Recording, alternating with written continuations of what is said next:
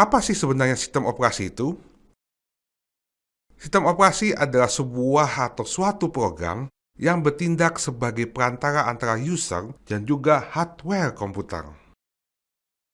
Kemudian, sistem operasi juga berfungsi melakukan operasi yang mengurusi atau mengerjakan tentang segala aktivitas komputer, seperti mendukung operasi sistem aplikasi dan mengendalikan semua perangkat komputer agar dapat berjalan selaras dengan fungsinya, sehingga dapat berguna bagi penggunanya. Operating System mengontrol semua sumber daya komputer dan juga menyediakan landasan sehingga sebuah program aplikasi dapat ditulis ataupun dijalankan oleh komputer tersebut.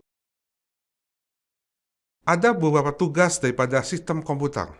Tugas yang pertama, menyediakan antarmuka pengguna atau yang biasa dikatakan dengan user interface. User interface ini berupa yang pertama, melakukan perintah command-based user interface dalam bentuk teks, atau juga mengarahkan menu, atau dikatakan dengan menu driven. Kemudian tugas berikutnya adalah untuk menyediakan antarmuka unit grafik atau Graphical User Interface atau GUI. Ini yang seperti yang kita lihat di dalam Windows saat ini. GUI bentuknya adalah kombinasi icon dan juga menu untuk menerima dan juga melaksanakan perintah dari penggunanya. Nah, di dalam GUI itu akan menyediakan informasi yang berkaitan dengan hardware dan juga mengendalikan perangkat input-output device tersebut.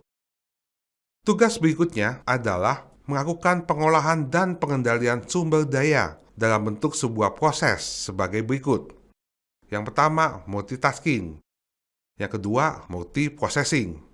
Yang ketiga, time sharing. Keempat, multithreading.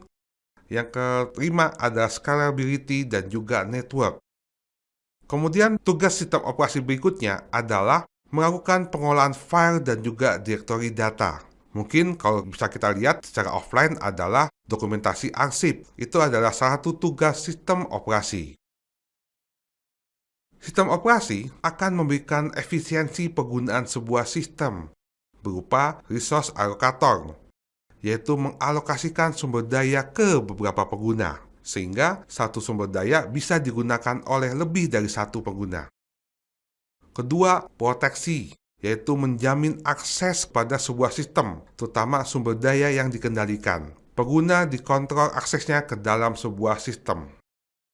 Yang ketiga adalah accounting, yaitu merekam semua kegiatan pengguna, terutama adalah jatah pemakaian sumber daya, dapat dikatakan yang adil dan juga bijaksana. Ini contoh sebuah sistem operasi. Ini adalah sistem operasi berbasis teks yang pertama di dunia, yaitu DOS, yang disebut juga dengan Disk Operating System. Pada awal kemunculannya, sistem ini fungsinya masih berbentuk teks, sehingga semua dikendalikan dengan keyboard. Sehingga ketika kita ingin melakukan sebuah perintah kepada sebuah komputer, yang kita lakukan adalah mengetik dengan menggunakan keyboard. Kemudian, sistem operasi berbasis grafis. Ini adalah sistem operasi yang sudah berjalan dari tahun 90-an hingga saat ini, di mana ini adalah aplikasi yang sudah dikembangkan hingga saat ini.